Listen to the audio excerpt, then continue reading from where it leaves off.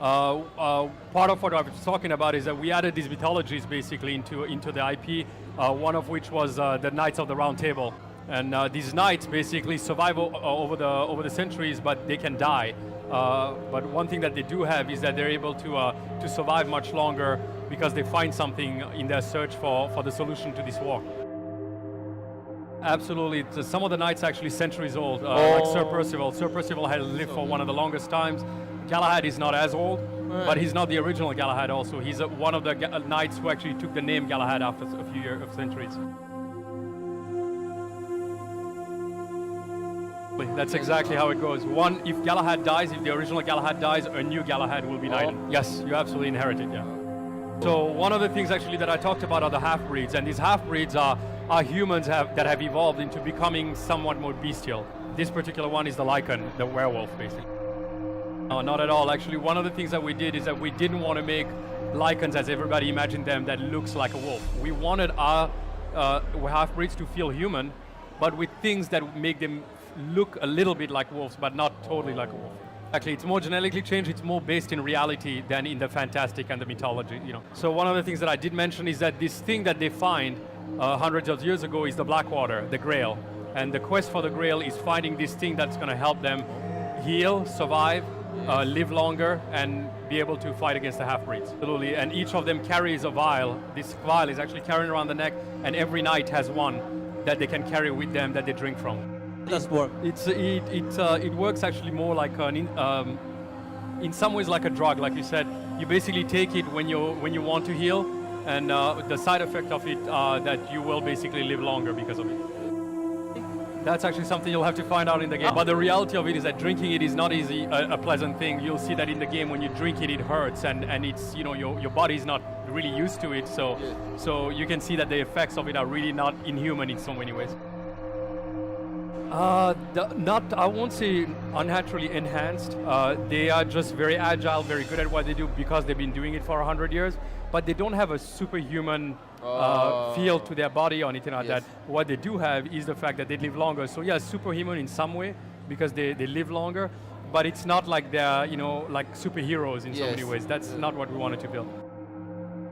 In the reality that we actually created, there are characters that are fictional, like Galahad, Igraine, and Lafayette, and Percival, but there are also real characters like Nikola Tesla.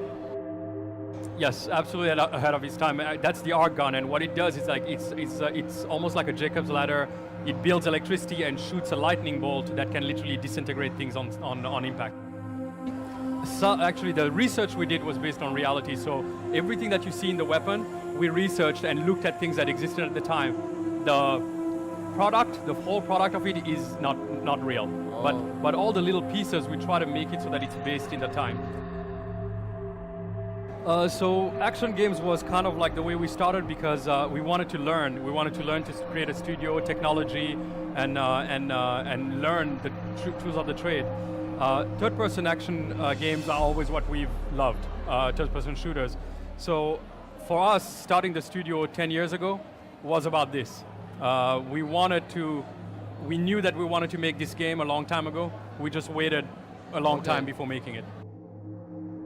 I started writing the story for this game about, what was it, 2005, 2006, the first stories and all that. But we were still working on, Daxter, God of War and all that, all those games. It was, time needed to pass, and also we needed to wait for the right console.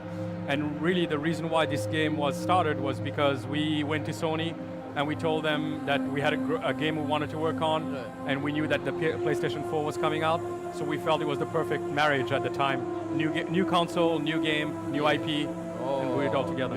We waited for the right time and everything kind of came together, but we also took a lot of risks to make all of this happen on the technology side, and a lot of things that we did was about taking risks to basically bring something like this together.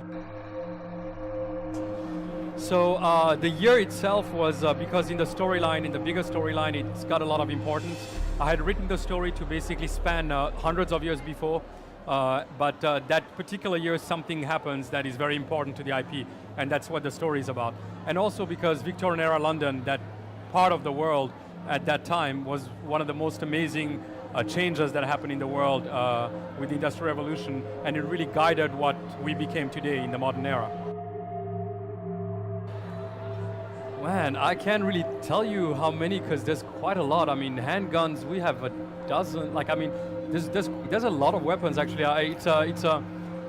It's hard to put a number on it right now because I don't think I ever have looked for a number.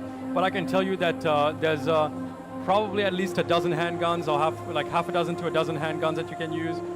There's rifles, automatic handguns. You have the combo gun. You have the arc rifle, the thermite rifle. We've showcased like a lot of weapons, and I don't know. It's tough. It's actually I have to count. I'll tell you if I count.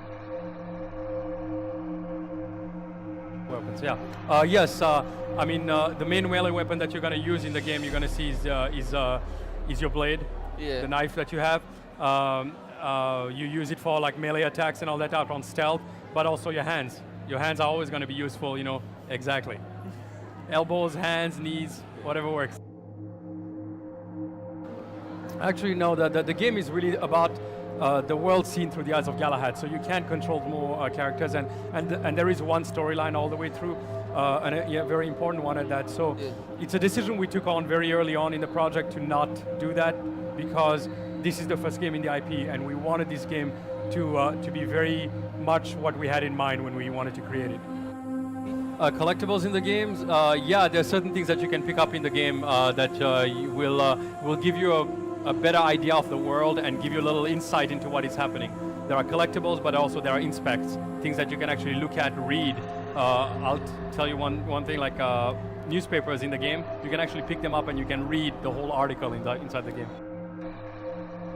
Or vehicles like that you can pilot, actually? No, not in the game. We don't have, it's a little tricky to build vehicles in that time period, but you'll definitely be on vehicles like the airships and all that stuff. That will happen.